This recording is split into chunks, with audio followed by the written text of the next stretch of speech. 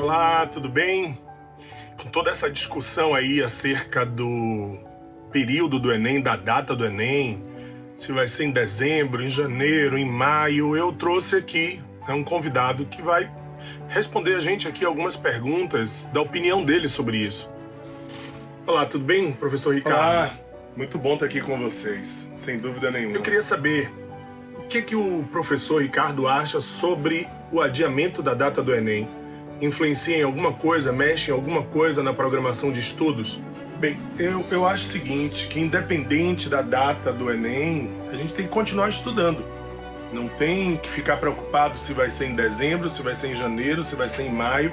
Vamos sempre pensar que o tempo é o menor tempo possível. Produzir o máximo possível, assistir às aulas, manter a atenção nessas aulas incríveis, né, desses professores do TV Enem, e se preparar para qualquer hora, sempre pensando no seguinte, que o Enem é amanhã.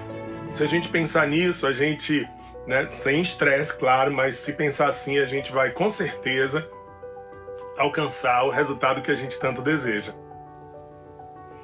Olha aí, eu concordo com o professor. Acho que, independente de qualquer coisa, foco no estudo, atenção e, principalmente, TV Enem. Vamos em frente. Obrigado, professor.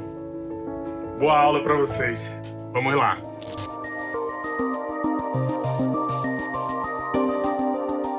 E aí, pessoal, tudo bem? Como é que estão vocês? Professor Raimundo Poeta, estou chegando aqui para trabalhar com vocês linguagens, a língua portuguesa, a última flor do lácio em Couto e Bela. Então, vamos hoje trabalhar com o assunto intertextualidade. E para a gente começar, vamos fazer uma pequena noção do que seria intertextualidade. Quando falamos a palavra intertextualidade, duas coisas vão chamar a atenção da gente. O prefixo inter e o radical textualidade. Ora, se eu penso na palavra textualidade, eu automaticamente associo a palavra texto. Meus filhos, meus amores, se eu entendo que intertextualidade tem relação com o texto, que intertextualidade é relação intertexto. Então, olhem na tela qual é a definição que podemos conceber sobre intertextualidade. Nada mais é do que quando um texto faz referência a outro, seja de forma implícita ou explícita. Ou seja, nós vamos ter uma intertextualidade, seja ela evidente no texto ou ela esteja subentendida no texto. Ela pode estar clara, muito evidente, como ela pode estar ali, suspeita. E nós vamos ver aqui alguns exemplos em cima disso aí. Mas antes, eu queria primeiro mostrar uma coisinha para vocês aqui. Sabe o que é isso aqui, galera? É um disco de vinil. Mas esse não é um disco qualquer. Este aqui é o disco Tropicalia ou Panis et Circenses, que é considerado o disco manifesto da Tropicalia, ou seja, o disco que foi responsável pela defesa dos ideais da Tropicalia. Mas eu peguei este gancho aqui para a gente analisar o próprio título do disco, Tropicalia ou Panis et Circenses. Caso vocês não saibam, Panis et Circenses é uma referência que existia lá em Roma à ideia do pão e circo. Lá no início da aula eu falei a última flor do lácio. Vocês devem saber que isso é uma referência ao poeta parnasiano Olavo Bilac. Aí você vai me perguntar, por que eu estou trazendo agora a Tropicalia? Porque eu tinha a ideia de quê? De fundir os elementos da cultura brasileira com elementos de cultura estrangeira diversas, porque eles acreditavam que nossa cultura era uma verdadeira fusão de ideias, de conjunturas, e que nós poderíamos nos apropriar desse princípio. Aí você vai me perguntar, onde é que está a intertextualidade aí? Que você, a ideia do Panis et Circenses, você automaticamente vai fazer uma menção a quem? A língua latina. E o português é a última flor do lácio, é a última língua neolatina, mas os tropicalistas foram além. Anos depois, Caetano Veloso escreve uma belíssima canção chamada Língua, em que ele diz assim, flor do lácio, sambódromo, luz a América Latina em pó. o que quer, o que pode essa língua. Ele vai fazer uma referência a dizer o quê? A nossa pluralidade da língua portuguesa, essa referência múltipla que é a língua portuguesa. Ó, ele pegou um texto que era uma expressão latina, panis et circenses, apropriou-se disso para fazer uma referência dentro da sua obra Tropicália, e não obstante a isso, ele ainda fez uma referência, ó, uma paráfrase, que é o quê? Uma referência construtiva a um texto do passado, o texto do Olavo Bilac, para fazer a construção do seu texto atual, que é a Canção Língua. Olha que bacana, gente, que legal, que lindo, que beleza.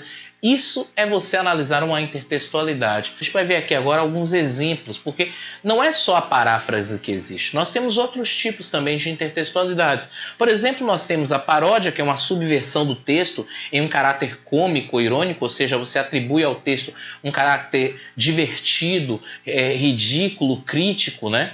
Nós temos também a alusão, que é uma referência simbólica de um texto a outro, ou seja, é quando o autor pega o elemento que está presente dentro de um texto e utiliza para poder, a partir daquilo ali, criar sua própria obra. Nós temos também a citação. A citação é quando um autor cita um outro, né, para fazer a sua obra, para criar a sua obra. E nós temos também o pastiche. O pastiche é uma espécie de imitação artística, ou seja, é meio que o autor se apropriar das características de um outro autor e, em cima disso, criar uma obra que, de um modo ou de outro, homenageia esse estilo. Então, vamos pegar aqui alguns exemplozinhos para a gente analisar. Para começar, eu queria colocar na tela aí uma música muito bacana, gravada em 1976 por um rapaz chamado Antônio Carlos Belchior. O nome dessa música é Apenas um Rapaz Latino-Americano. Eu sou apenas um rapaz latino-americano sem dinheiro no banco, sem parentes importantes e vindo do interior. Mas trago de cabeça uma canção no rádio em que um antigo compositor baiano me dizia: tudo é divino, tudo é maravilhoso. Aí você vai se perguntar, como é que eu tenho uma relação intertextual aí? Ele fala assim, ó: mas trago de cabeça uma canção no rádio em que um antigo compositor baiano me dizia: tudo é divino, tudo é maravilhoso. Olha que ele faz o que aí? Ele pega e fala que ele vai citar um determinado compositor que citava uma determinada frase. Tudo é divino, tudo é maravilhoso.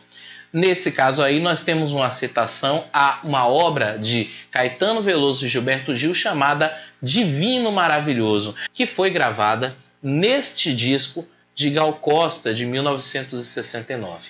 Um detalhe interessante é que, por que ele faz a referência a essa obra? Atenção, tudo é perigoso, tudo é divino maravilhoso. Atenção para o refrão.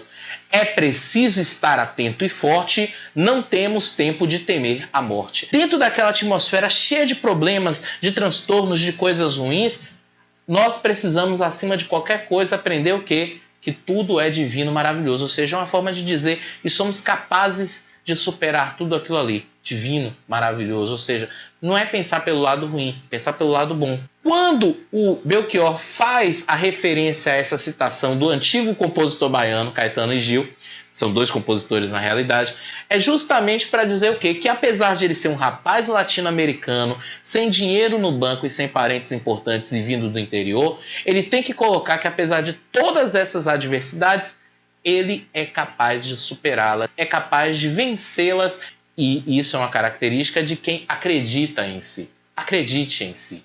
Isso é o mais importante. Show de bola? Beleza? Tá tranquilo? Tá favorável? Então é isso aí. Mas não temos só esse tipo de situação. Podemos também ter o caso de um autor ser homenageado pela construção da sua obra. O luar, estrela do mar, o sol e o dom, quiçá um dia a fúria desse front virá lapidar o sonho até gerar o som, como querer caetanear o que é de bom. Esta é uma canção do Djavan chamada Sina. E a construção dessa música é meio que pegar o estilo de composição de Caetano Veloso, por isso que ele faz a referência ao tal do caetanear. Ele pega uma espécie de imitação do estilo de Caetano Veloso, mas cria uma obra genuinamente sua. Isso, gente, é um pastiche, ou seja, ele pega esse modelo artístico do Caetano Veloso para construir assim a sua própria obra. Gente, língua portuguesa é maravilhoso, língua portuguesa é lindo demais. Se você presta atenção, não tem como errar. E se você não erra, obviamente a alegria virá. Que alegria é essa? O resultado que aparecerá. Vocês já ouviram falar da Mona Lisa? Você já se perguntou por que o quadro é tão famoso? A gente sabe que a Mona Lisa é uma figura ímpar na sua construção artística. A ideia da perfeição das formas e tudo mais. Por ser uma obra artística, ela pode ser tomada como uma referência para uma construção? Claro que pode. E na história da música, na história da literatura, vários artistas utilizaram referência à Mona Lisa.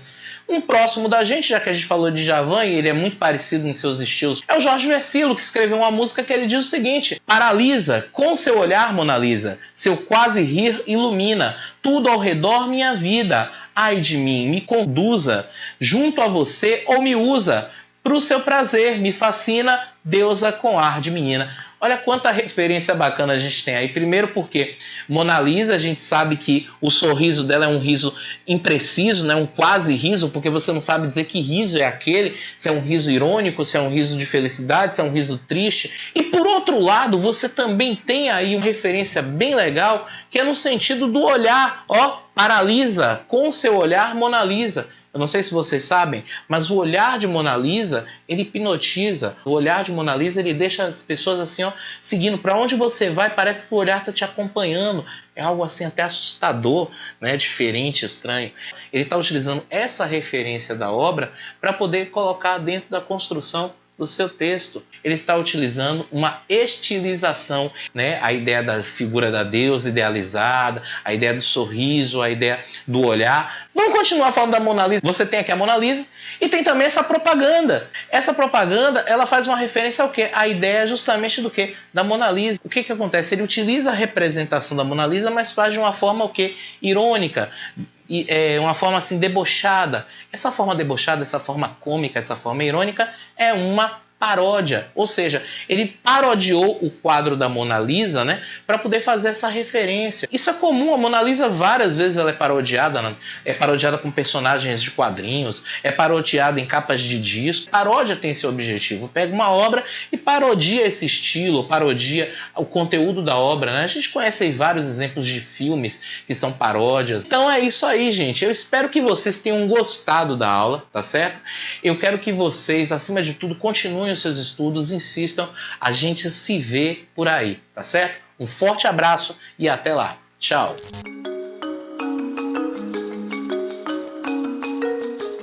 Olá, fera Enem, aqui é professor de Edson, direto para a TV Enem. A discussão que a gente traz hoje para dentro da sua casa é nada mais, nada menos do que a mineração, o ciclo da mineração no Brasil. Primeiro eu tenho que entender, eu tenho que compreender que o ouro sempre foi a maior cobiça do Estado português. Dentro de uma estrutura chamada mercantilismo, onde o metalismo, a riqueza de uma nação, era medida pelo acúmulo de ouro e prata, o ouro era sempre a grande cobiça, sempre foi a grande cobiça do Estado português. Nos primeiros anos das primeiras décadas não foi encontrado ouro, o que deu inclusive um certo desânimo econômico do Estado português em relação ao Brasil.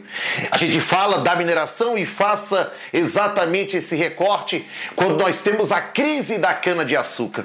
E aí, diante da crise da cana-de-açúcar, o Estado português, Portugal, a coroa, necessitava de um outro produto, de uma outra atividade que lhe desse sustentação. E aí nós teremos várias expedições em direção ao interior em busca de riquezas. A essa expedição nós vamos dar o nome de bandeirismo. Os bandeirantes. Tínhamos basicamente 3 tipos de bandeirismo: o bandeirismo apresador, o bandeirismo prospector e o bandeirismo de contrato. O bandeirismo apresador era aquele que capturava índios. O bandeirismo de contrato, o sertanismo de contrato, era aquele que, em busca de escravos fugitivos. E temos o bandeirismo prospector, que era exatamente aquele que ia em busca de ouro. E esse ouro foi encontrado. A descoberta de ouro no Brasil vai trazer uma nova estrutura, um novo panorama. Comparando a cana-de-açúcar com a mineração vai trazer uma sociedade urbana, vai trazer uma sociedade com uma sensação de mobilidade social, vai trazer a mudança da capital ratificada pelo primeiro-ministro do rei português, Marquês de Pombal, para o Rio de Janeiro. Nós temos a mudança da dinâmica, um certo mercado interno, uma mão de obra que predomina escrava, mas também ao aumento do trabalho livre, ao aumento do comércio, a uma outra dinâmica. A descoberta de ouro no Brasil vai trazer uma grande preocupação do Estado português, principalmente em perder essa grande pedra, essa grande riqueza. Por isso, o Estado português vai criar a chamada Intendência das Minas. A Intendência das Minas era o órgão máximo que tinha função judicial, tributária e administrativa. Todas as questões relacionadas ao ouro passaria pela Intendência das Minas, que tinha seus militares, que eram os dragões reais. A descoberta de ouro no Brasil, eu tenho que avisar a Intendência das Minas. A Intendência das Minas ia até a região, que nós vamos chamar de Data, demarcava essa área. E só assim o bandeirante, o minerador, poderia dar início ao processo de exploração do ouro. Iniciando o processo de exploração do ouro, a dinâmica do ouro, a febre do ouro, cuja população na região das Minas Gerais cresceu de forma assustadora, monstruosa, devido ao poder aquisitivo, devido ao brilho e à cobiça que o ouro traz. Quando a Intendência das Minas autorizava, pode garimpar, e era iniciado o garimpo. Ao descobrir o ouro, o primeiro grande imposto que o bandeirante, que o minerador deveria pagar era o quinto, 20% de todo o ouro encontrado. 20% de todo o ouro encontrado deveria ser pago ao Estado português. Era o chamado quinto. Imposto proporcional descobre e paga. Além desse imposto, tínhamos um outro imposto, que era a finta. A finta correspondia a 30 arrobas de ouro da região mineradora, 450 quilos. Além desses dois impostos, podemos acrescentar ainda a captação. 17 gramas de ouro por escravo ou pessoa que estivesse na região mineradora chamada de Data. Esses eram os 3 principais impostos que a coroa portuguesa cobrava. Por que tanto imposto, de Edson? Primeiro, para sustentar uma corte. Segundo, porque o Estado português ele devia aos ingleses, devido a um tratado assinado no ano de 1703, chamado Tratado de Methuen, que era o Tratado de Panos e Vinhos. Nesse tratado, Portugal vendia seu vinho para a Inglaterra, a Inglaterra vendia seu pano para Portugal.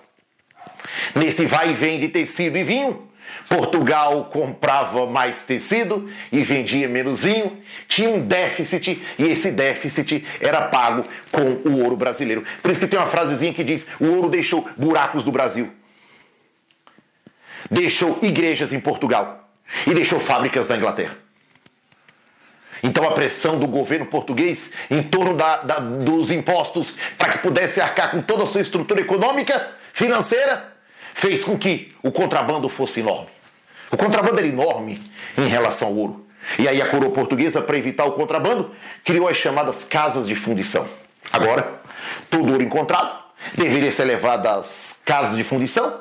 Lá retirava-se um quinto, transformava em barras, gravava o selo real, era o chamado ouro quintado. E dessa maneira o ouro poderia circular livremente no território brasileiro. Esse foi um dos mecanismos criados pelo Estado português para poder evitar o contrabando. Mas esse ouro ele vai se esgotar rapidamente, fera Enem. Esse ouro se esgota rapidamente e quando ele se esgota, e aí? O Estado português endividado, a coroa portuguesa basicamente com 2 posturas, evitar o contrabando e arrecadar impostos. O que acontece? Com a queda da arrecadação tributária, a coroa portuguesa, e essa crise, essa queda da arrecadação tributária se dá por vários fatores: o próprio contrabando, a exploração predatória, a falta de técnicas, a falta de recursos, levou ao esgotamento rápido da mineração. E aí a coroa portuguesa, ao invés de reduzir os impostos, aumenta, criando o chamado, que vocês devem estar esperando eu falar por ele, que era o chamado derrama, que era a cobrança dos quintos atrasados. Os quintos atrasados eram o derrama. Ou seja, agora você deveria pagar uma quantidade determinada pela coroa, que seria no total 100 arrobas de ouro, ou seja, 1.500 quilos de ouro, deveria sair da região mineradora. Isso provocou, inclusive, revoltas, que, aliás, nós temos várias, que no decorrer das aulas nós vamos falar. E aí uma delas será a Inconfidência Mineira, que acontece diante da crise da mineração. Portanto, estudar mineração é estudar os contextos. Estudar mineração é estudar as transformações, o impacto que a mineração provocou no Brasil. É estudar a grande questão tributária que nós falamos aqui para vocês, principalmente o quinto e o derrama, e compreender que durante esse período nós temos uma série de revoltas que marcam a história do Brasil. A exemplo, a Guerra dos Emboabas, a Revolta de Vila Rica e a Inconfidência Mineira, que elas serão um grande rejunto social de contestação que nós teremos dentro do ciclo, ou dentro da estrutura, ou da época mineradora do Brasil. Então, é interessante que a gente analise todos esses contextos para que a gente se dê bem no Enem. Esse foi o professor de Edson. Até a próxima. Valeu!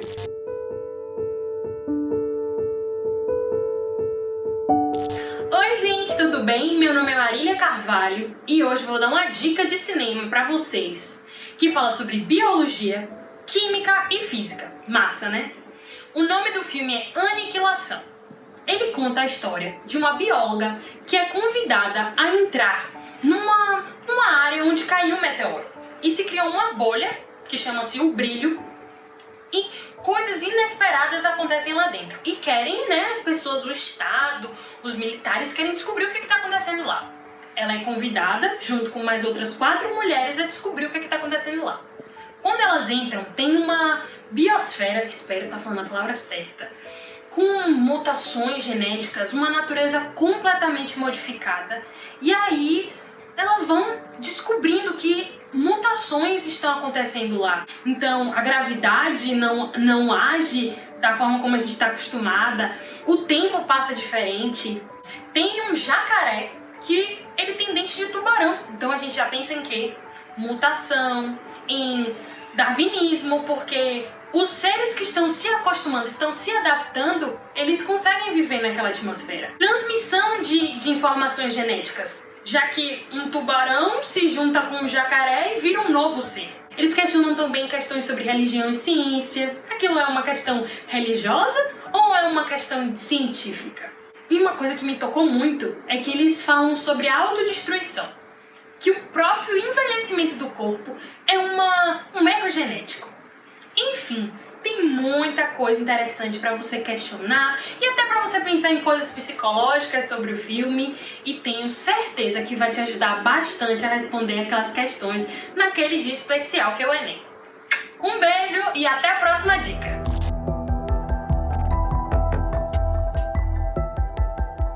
Olá, amiguinhos! Tudo bem? Bom, hoje eu tenho muita coisa para dizer.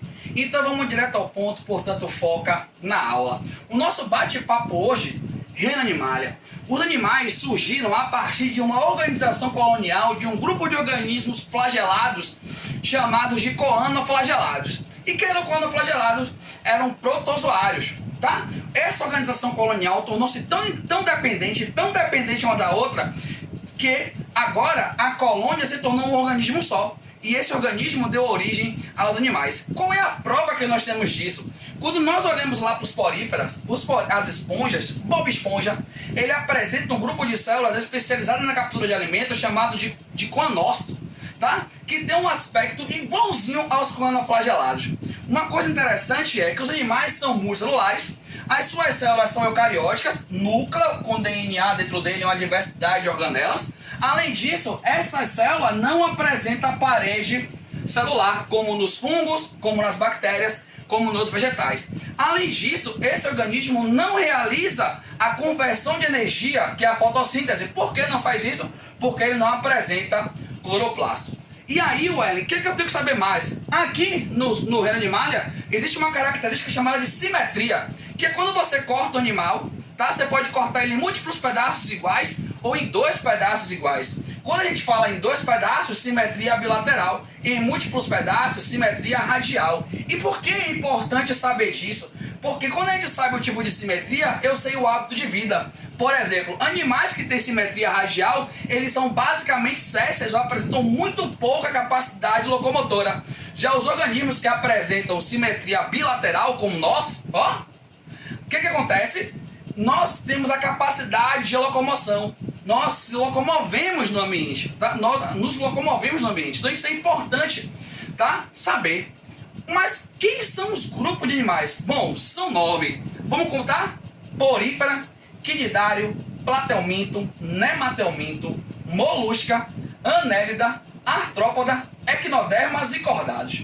Bom, eu vou ter que saber todos esses 9, sim. Mas na verdade são 30, mas são mais desses 9. O que eu tenho que saber de cada um? Características básicas. Como assim as características básicas que eu preciso saber de cada grupo de organismo desse? Bom, essas características são muito importantes para a gente entender muita coisa sobre o reino animal.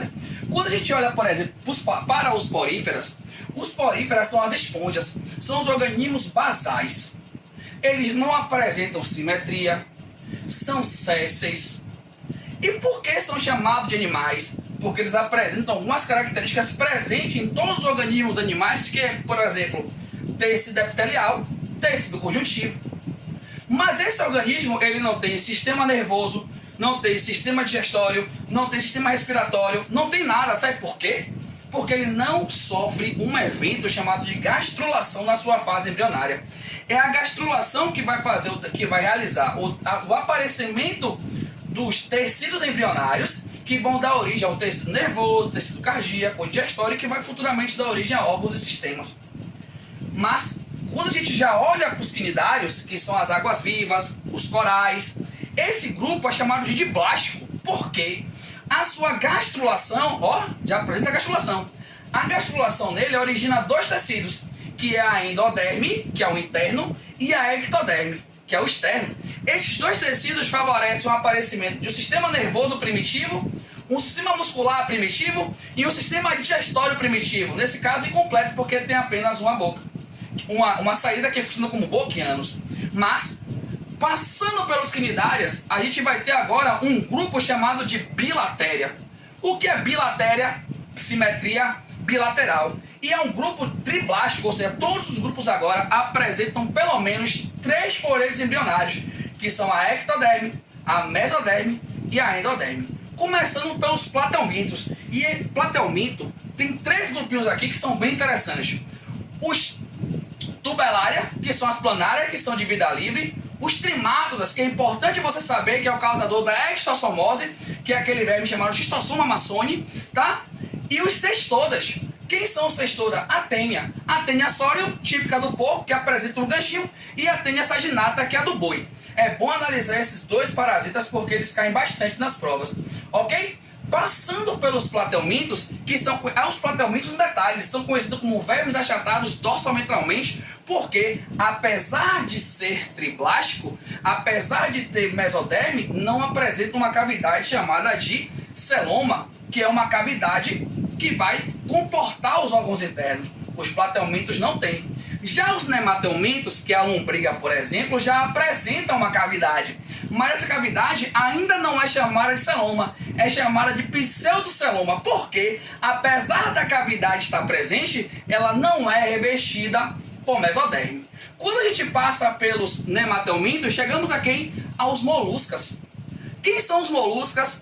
São aqueles que apresentam concha, tá? Por exemplo, ó, bivalve, as ostras, os caramujos e caracóis, que são os gastrópodas, e os cefalópodas, que são polvos e lulas, que tem um sistema nervoso tão complexo como o nosso. Estudar as lulas é algo simplesmente fascinante, tá? Passando pelos moluscos, chegamos aqui aos anélidas. E aí a gente vai falar aqui, sabe de quem? Da minhoca e de um bichinho que é um parasita, mas ele está sendo utilizado para fins medicinais, que é a aqueta chamada de sanguessuga, Airudus medicinalis, tá? É utilizada para fim terapêutico, olha que legal, bem interessante, né? E aí quando a gente passa os anélidas, a gente chega no grupo de maior biodiversidade dentro do reino animalia. São 1.200.000 espécies, 900.000 só de insetos. Eu estou falando dos artrópodas. E o que é que justifica tamanho sucesso evolutivo dos artrópodas, Wellen? Bom, os artrópodas apresentam uma armadura chamada um exoesqueleto, que é uma armadura quitinosa. E essa quitina, ela protege esse animal. Tanto é que para ele crescer, ele abandona o exoesqueleto e cresce, que é o fenômeno da ecdise. E o que é legal é que os artrópodas apresentam crescimento assim, ó, em escadinha.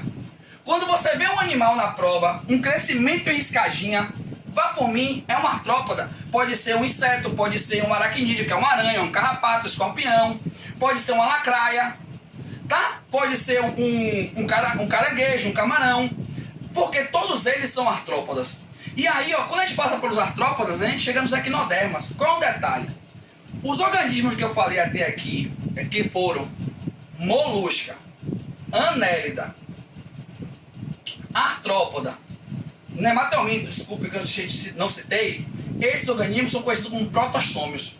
Tá? A sua gastrulação origina primeiro a boca. Quando a gente vai falar agora de equinodermas e cordados, esses organismos são deuterostomados, ou seja, a sua gastrulação origina primeiro o ânus. E quando a gente fala dos equinodermas, a gente vai falar de quem? Da estrela do mar, pepino do mar, tá? O ouriço. Apresentam simetria secundária pentarradial, você consegue dividir ele em 5 partes iguaizinhas. Olha a estrela. E por fim, chegamos ao nosso grupo, que são os cordados, tá? São cordados porque nós apresentamos notocorda, que é um bastão conjuntivo denso, que em nós vai dar origem à coluna vertebral. Nós vertebrados apresentamos uma caixa craniana, tá? Por isso somos craniatas, tá? O nosso cordão nervoso, ele é dorsal. O nosso principal vaso sanguíneo, ele é ventral. Nós estamos aqui aproximadamente há 540 milhões de anos e provavelmente o nosso grupo irmão foi um cefalocordata, que é da família Donphiox. O que justifica isso? A cauda pós-anal, miômero, que é uma musculatura em M, tá? E os arcobranquiais, conhecida como fendas faríngeas. E quem são os vertebrados? Os peixes, que não existem, porque peixe não é um grupo monofilético. A gente tem que levar em consideração a presença de osso, cartilagem e presença da mandíbula para começar a classificar esses grupos. E aí a gente fala dos anfíbios, que é a transição do ambiente aquático para o ambiente terrestre, os répteis, que são organismos plenamente adaptados ao ambiente terrestre, tá? Pele keratinizada, ovo megalécido, excreto nitrogenada, diferente da amônia, que nesse caso vai ser o ácido úrico, tá? E chegamos em nós, aves, nas aves, que são organismos endotérmicos, que são descendentes diretos de dinossauro, que apresentam o pescoço e em nós, mamíferos, que tá? Lembrando que aves e mamíferos são endotérmicos, porque tem a temperatura independente do ambiente. Ok, meus amores? Vale a pena estudar muito sobre esse assunto, fazer as questões e não esquecer as dicas que eu te dei aqui, tá? Um beijo!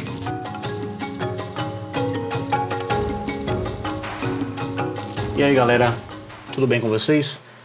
Hoje vamos resolver questões de grandeza diretamente, inversamente proporcionais e questões do Enem. Vamos lá? Veja bem, a primeira questão é a seguinte, o Enem 2013 fala assim: para se construir um contrapiso, é comum na constituição do concreto se utilizar cimento, areia e brita, na seguinte proporção: 1 parte de cimento para 4 partes de areia e 2 de brita. Para construir um contrapiso de uma garagem, uma construtora encomendou um caminhão betoneira com 14 metros cúbicos de concreto. Qual é o volume de cimento em metros cúbicos na carga de concreto trazido pela betoneira? Bom, a questão 1, então, ó, existe outras formas de fazer, tá? Nós vamos fazer utilizando o conhecimento de grandeza diretamente proporcional. Temos aí 14 metros cúbicos de concreto. E vamos dividir ele diretamente proporcional, tá? Então lembre-se aí que é grandezas diretamente proporcionais, tá? Ao caso em que a gente tem, o 1, 4 e 2. Temos aqui cimento, areia e brita, tá? Então vamos solucionar aqui na forma que já conhecemos. Cimento está para 1, assim como areia está para 4, assim como brita está para 2. E aí vamos fazer o quê? Soma em cima, soma embaixo, né? Então botando na ordem aqui fica A mais B mais C, né? Tá? Aqui embaixo vai ficar 1 mais 4 mais 2. Sabe que somando em cima A mais B mais C é o valor total, né? que no caso é o quê? 14 metros cúbicos. 14 metros cúbicos. Então, dividido por quê? Pela soma embaixo ali que dá 7, ou seja, vai ser igual a 2, que é a nossa constante de proporcionalidade. E aí teríamos que fazer, na verdade, né, os 3 casos aqui, esse, que é tudo em igualdade. Mas só vou fazer realmente o que ele pede, que no caso é esse aqui, ó, tá? Ele só pede isso aqui. Então, com essa lógica, vamos resolver aqui, ó, no passo 2, vamos fazer, ó, cimento está para 1 igual a 2. Então, na verdade, a parte de cimento aí, ó, vai ser 2 metros cúbicos. Tranquilo? Então você vai lá no gabarito e marca a sua alternativa, que vai ser a letra B, tá? Então marca lá a letra B, é o gabarito dessa questão. Beleza, vamos para a questão 2 aí, do Enem também. A questão 2 fala o seguinte, é do Enem 2013, e fala assim, ó, muitos processos fisiológicos e bioquímicos, tais como os batimentos cardíacos e taxa de respiração, apresentam escalas construídas a partir de uma relação entre superfície e massa, ou volume do animal.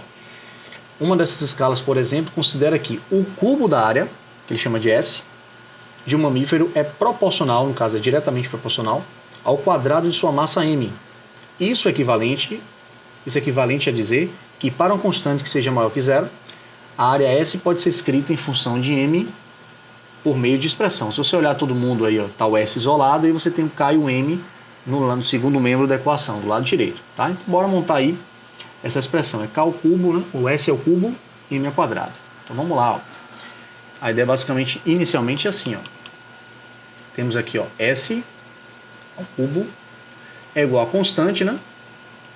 Vezes o M ao quadrado. A gente vai fazer alguns lembretezinhos rápidos aqui, ó, na matemática básica. Ó. Quando a gente tem um caso assim, ó, x ao cubo igual a 8, como é que a gente resolve isso? A gente faz x é igual a raiz cúbica de 8. Você pode fatorar o 8, pode botar 2 ao cubo, vai cortar o 3, né? Então ficaria, na verdade, ou fatora, ou já escreve assim, se você enxergar, simplifica esse 3 com esse 3 aqui, e vai dar o quê? 2. Tá? Então aqui a mesma coisa, então vai ficar S igual a raiz cúbica, tá? De K vezes M ao quadrado. Existe outra propriedadezinha, tá? Que é o seguinte, ó, raiz de índice n de A vezes B, na radiciação, você pode separar as raízes, ó, raiz de índice n de A vezes raiz de índice n de B. Exemplo disso seria uma coisa assim, ó, raiz quadrada de 16, que a gente sabe que é 4, tá? Vou botar aqui no canto. Posso separar assim, ó, raiz de 4 vezes 4. E aí você separaria raiz de 4 vezes raiz de 4. Eu não botei o índice da raiz de 2 aqui, ó, que não precisa. A gente pode omitir. Então isso aqui ficaria 2 vezes 2, que daria 4, provando que está tudo o quê? Está tudo correto. Tá? Então fazendo isso, eu vou separar isso aqui assim, ó, S é igual a raiz cúbica de K vezes raiz cúbica de M ao quadrado. Aí novamente, vamos aqui no cantinho, tá? Lembrar uma seguinte propriedade, ó. Deixa eu botar aqui embaixo, porque pode ser que você não enxergue. Raiz quadrada de 2 à primeira. Isso é 2 elevado a 1 meio. Ou seja, toda raiz eu posso transformar em um expoente o quê? Fracionário. Esse 1 aqui vem para o expoente da potência, ó. Esse 2 aqui, ó, ele vem para o índice da raiz aqui, ó. Pronto. Tranquilo? Então, vou puxar para cá. Para finalizar então, ó, eu posso escrever assim, ó. Eu posso escrever que o S vai ser igual a K elevado a 1/3 vezes M elevado a 2/3, porque eu peguei esse 1 que estava aqui e dividi com o quê? Vai ser 3 e depois o 2 dividir pelo 3. E aí ficou com essa resposta. E aí vamos lá marcar no gabarito. Então, ó, essa é a resposta. Vamos aqui na prova. E aí seria a alternativa D, né? K 1/3, M 2/3. K 1/3, M 2/3. Letra D, o gabarito dessa questão do Enem. Show? Para fechar a última questão, a terceira. Lembrando que a terceira é do Enem de 2019. As contas são bem parecidas com as contas que eu fiz na aula passada, com exemplo de grandezas inversamente proporcionais. Por isso eu vou correr um pouquinho mais rápido nas contas, tá bom? Mas você já viu essas contas na aula passada. Bom, para contratar 3 máquinas que farão reparo de vias rurais de um município, a prefeitura elaborou um edital que, entre outras cláusulas, previa: cada empresa interessada só pode cadastrar uma única máquina para concorrer ao edital, o total de recursos destinado para contratar o conjunto de 3 máquinas é de 31 mil, o valor a ser pago a cada empresa será inversamente proporcional, grife aí, à idade de uso da máquina, ou seja, máquina com pouco uso ganha muito, máquina com muito uso, mais idade, ganha menos, tá bom? As 3 empresas vencedoras do edital cadastraram máquinas com 2, 3 e 5 anos de idade. Quanto vai receber a empresa que cadastrou a máquina com maior idade, ou seja, com 5? Pô, se ela cadastrou com 5, né, é o maior valor de idade, então vai ser o menor valor monetário que ela vai ganhar na proporção que eu dividi aí, inversamente proporcional, o 31 mil. Vamos lá? Então, o exemplo é parecido, 31, 2, 3 e 5 inverso, que fizemos aula passada, tá? Então, vamos aqui colocar o exemplo. Então, 31 mil reais, tá? Dividido aí para 3 grandezas aqui, né? Inversamente proporcionais a 2, 3 e 5, tá? Lembrando aí que esse modelo de questão é o que? Grandezas inversamente proporcionais, tá? Então, sabendo disso, vamos lá. Aqui vai ser o X, tá? Aqui vai ser o Y e aqui vai ser o Z. Lembrando que maior idade, então me interessa esse aqui, ó. Esse aqui que eu preciso calcular. Show de bola. Então, passo número 1, vamos lá. X está para 1 meio, porque é inverso, tá? Assim como o Y está para 1 terço. Assim como o Z está para 1 quinto. Soma em cima. X mais Y mais Z. Soma embaixo. 1 meio mais 1 terço mais 1 quinto. Tá? Deixa eu puxar para cá. Somou. X mais Y mais Z é quanto? 31 mil. Ó, 31 mil. Embaixo vai ficar o quê? Vai ficar o MMC, que vai dar 30, né? Aí 30 dividido por 2, 15 vezes 1, 15, mais... Aqui vai dar 10, tá? Tô acelerando as contas. E aqui vai dar 6. E aí isso aqui vai dar o quê? 31 mil dividido por 31 sobre 30. Frações, né? Mantém o primeiro e multiplico pelo inverso do segundo. Então, 31 mil, tá? Vezes 30 dividido por 31. Aí vamos simplificar aqui, né? O 31 mil com 31 vai dar 1000 aqui, né? Vezes aí o 30 vai dar o quê? 3 mil. Ou melhor, 30 mil. 30 mil é a nossa constante de proporcionalidade. Só me interessa o caso do Z. Vamos aqui no passo 2, então, finalizar. Vai ficar Z dividido por 1 quinto é igual a 30 mil. Então, o produto dos extremos igual dos meios, Z igual... Deixa eu tirar aqui que você tem minha imagem aqui. Deixa eu puxar para cá, tá, gente? Então, vai ficar Z igual a quanto? 6 mil, tá? Você vai procurar lá o gabarito de 6 mil. Tá? Só correr um pouquinho porque as contas já são parecidas com a aula passada. Então, você vai procurar lá a alternativa B, tá? E vai marcar no Enem 2019. Tá vendo que cai esse negócio? Então, fique atento, tá? Próxima aula, um novo assunto. Beijo e um abraço.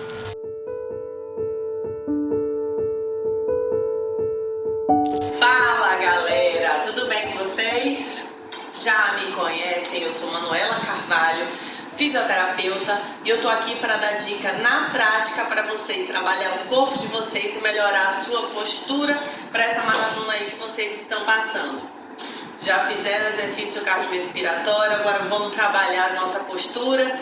Os exercícios que eu vou ensinar para vocês são exercícios que eu gosto muito de ensinar dentro do método Pilates para aquela galera que quer fortalecer abdômen, fortalecer a região aqui, ó, de lombar, mas aqueles exercícios costumeiros de academia podem gerar alguma dor na cervical. Às vezes a gente já não tem esse fortalecimento todo do abdômen e a gente pode fazer e trabalhar o abdômen sem precisar forçar demais outras regiões. Bora pra prática. Simples. Você vai deitar de barriga para cima. Vai suspender as duas pernas, tudo bem? A mão vai ficar apoiada aqui, lembrando sempre de afastar o ombro da orelha. Subiu aqui, você só vai descer um pé, voltou, desceu outro pé, voltou, desceu outro pé, voltou. Coisa simples, né? Nem precisa falar. Quantas vezes a gente pode fazer? Umas 3 séries de 20 está de bom tamanho. Ainda assim, de barriga para cima, tem um exercício muito legal também e que não força tanto a coluna, tá? Dobrei as pernas. Dessa vez a gente vai abrir os braços e eu vou girar as duas pernas juntas para um lado, tá? Faz uma forcinha para voltar, girou para o outro lado, faz uma forcinha para voltar, na mesma quantidade de vezes. Aí a gente vai trabalhar a outra região, que é a região da coluna. A gente vai fazer um exercício chamado paraquedas. Exercício muito legal. Você vai botar a mão para baixo, vai suspender os braços e as pernas ao mesmo tempo. Se tiver muito difícil, pode deixar a perna encostada no chão, tá bom? E ó, subi, segurou, segurou, segurou, segurou, segurou, desci, beleza? Subiu de novo. Mantém. Lembra de contrair o abdômen quando subir, descer. Todos esses exercícios são interessantíssimos e vão beneficiar muito na postura de vocês e ajudar ainda a fortalecer essa musculatura, tá bom? Bora praticar!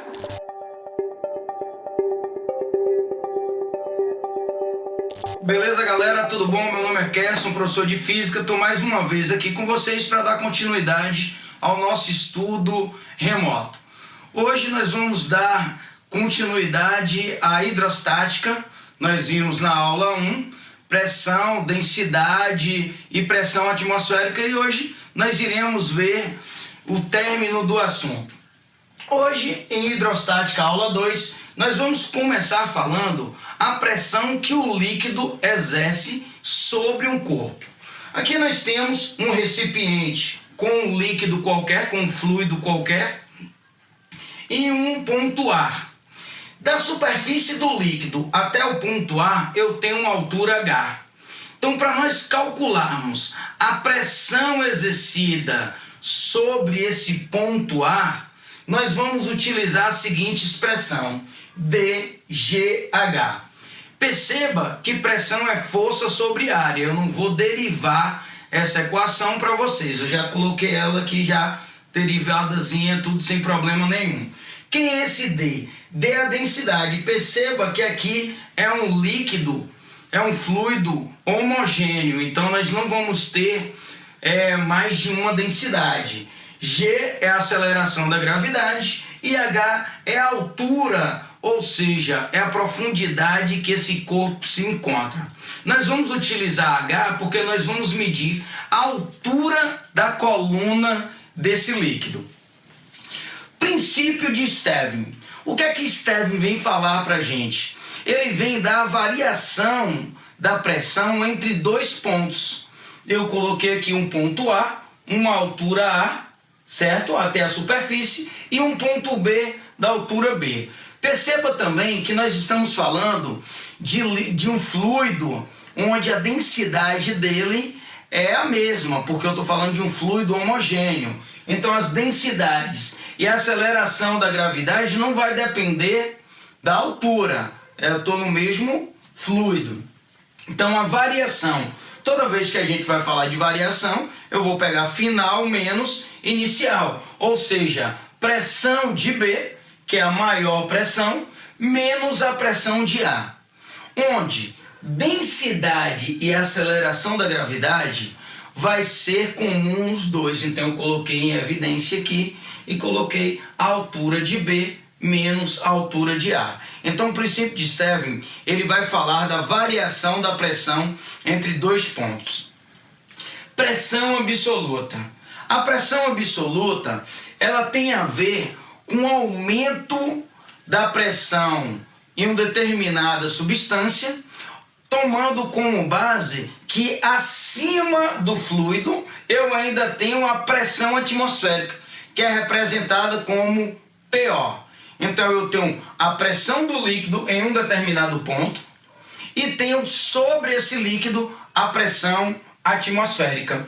Para nós calcularmos essa pressão absoluta, a pressão final vai ser a pressão inicial, que é a pressão atmosférica, mais densidade, aceleração da gravidade e altura. Certinho? Então, pressão, o princípio de Stevin é a variação da pressão, e a pressão absoluta é a pressão hidrostática, a pressão de um fluido, juntamente com a pressão atmosférica. Vamos falar um pouquinho também de vasos comunicantes. Quando você chega em um lago, que você olha o lago, você não sabe onde é que está a parte mais funda e a parte mais rasa. Por quê? Porque o líquido, quando ele exerce a mesma pressão, ele vai ficar em uma lâmina homogênea, uma lâmina uniforme. Ou seja, quando eu chego em um lago e olho o lago de cima, eu vou ver o quê? Como a pressão atmosférica está exercendo sobre toda a superfície do líquido de uma maneira homogênea, não importa se tem uma parte mais funda ou uma parte é diferente da outra, que a altura da coluna do líquido vai ser a mesma. Então eu dei um exemplo aqui entre os pontos A, B e C. Perceba que tem formas diferentes, mas a altura em relação à superfície é a mesma. Ou seja, no ponto A eu vou ter uma pressão A, no ponto B a pressão C, B, e no ponto C a pressão C, que eles vão ser iguais. Tomando como base essa relação, e aqui em apenas um líquido homogêneo, eu trago aqui para vasos em U. Quando eu misturo mais de um fluido, aqui eu tenho um fluido A e o fluido B. Perceba que com a diferença de densidade entre eles, a altura da coluna desse líquido, né, em relação a um ponto determinado, elas vão ser diferentes. Então, se eu tenho uma maior densidade, eu vou ter uma menor altura do líquido, da coluna do líquido. É como se um líquido empurrasse o outro, porque a densidade vai interferir diretamente, ela é diretamente proporcional para o aumento da pressão, ok? Da pressão desse fluido. Então, como as pressões de A e B são iguais, e a pressão de A vai ser dada por densidade de A vezes a aceleração da gravidade vezes a altura da coluna de A, igual a densidade do líquido B vezes a aceleração da gravidade vezes a altura da coluna do líquido B. Perceba que nós temos a aceleração da gravidade em ambos, então eu posso simplificar um com o outro, e a relação de líquidos de diferentes densidades vai ser densidade de A vezes a altura de A é igual densidade de B vezes a altura do líquido B. Falamos agora do princípio de Pascal. O princípio de Pascal ele vem trazer algumas características básicas e é um dos princípios mais utilizados no freio dos carros, no prensa hidráulica, é um outro nome também desse princípio, onde quando você exerce uma pressão no fluido, essa pressão ela é transferida integralmente para todas as partes do fluido. Eu tenho aqui duas polias móveis que estão ligadas com o mesmo fluido. Eu exerço uma força A sobre uma área A e na área B eu vou ter uma força exercendo no sentido contrário a A. Como a área A é menor do que a área B, eu vou ter também uma relação entre a força A menor que a força B. Perceba que esses dois, como a pressão ela é a mesma em todo o fluido, as pressões tanto em A quanto em B são iguais. Daí eu vou tirar a seguinte equação: força de A sobre área de A, que é a equação de pressão, que é igual a força de B sobre área de B. Nós temos também o teorema de Arquimedes. Quem nunca viu falar sobre a palavra eureka? Tem uma historinha de Arquimedes que ele descobriu essa relação do empuxo. Como é que você se sente mais leve imerso em um fluido? Quando você entra na piscina, você sente que seu peso diminuiu. Na verdade, não é seu peso que diminuiu, porque quando nós estamos imersos em um fluido, aparece uma segunda força, contrária ao peso, que é o empuxo, representado pela letra E. Nós podemos derivar também o empuxo através da equação de força sobre área, mas eu já vou colocar a equação pronta, onde empuxo é igual densidade do fluido, então eu tenho o mesmo fluido, V desse é volume deslocado, então quando eu coloco um corpo imerso em um fluido, ele desloca um volume, e esse volume tem o mesmo valor do volume do recipiente que está imerso, e G é a aceleração da gravidade. Nós temos também o peso aparente, é aquele peso que nós achamos que diminuiu do nosso corpo quando estamos dentro de uma piscina, é chamada de peso aparente. O peso aparente vai ser o peso real menos o empuxo. Um exemplo desse peso aparente eu posso dar aqui. Quando eu coloco uma bola, por exemplo, mergulho a bola dentro de uma piscina e solto, o empuxo é maior do que o peso, então ele puxa a bola para a superfície. Um corpo que fica em equilíbrio, né, dentro dessa piscina ou do fluido qualquer, é porque chegou onde o empuxo, que é um peso, é igual ao peso normal. Lembrando que o empuxo ele é uma força, então é medida em newtons. E quando um corpo decanta, ele vai ficar na parte de baixo. Em uma piscina, por exemplo, ele desce, significa que o empuxo é menor do que o peso. Galera, um grande abraço para vocês, espero vê-los logo logo. Fantásticos professores, maravilhosos. Então estamos aqui de volta. Lembrando a vocês que estamos permanentemente à sua disposição. Já estamos quase completando 200 aulas. Professor Ricardo, se o aluno quiser, se o estudante quiser acessar alguma plataforma, onde é que ele tem que ir? Ah tá, tvenem.com.br. Você não pode esquecer disso. Tem que estar lá, todos os conteúdos distribuídos por disciplina. Maravilha. E mais, e nas redes sociais, nas plataformas de vídeo, canal Escritório do Pensamento, nas plataformas de vídeo, Escritório do Pensamento. E tem mais, né? Onde é que tá mais também o TV Enem? Sempre nos canais abertos, nas TVs a cabo. São muitas as opções para poder você não perder as aulas do TV Enem. Então pronto, cara. E como a gente sempre diz, tem professor, paz e luz para todos vocês. E até a próxima.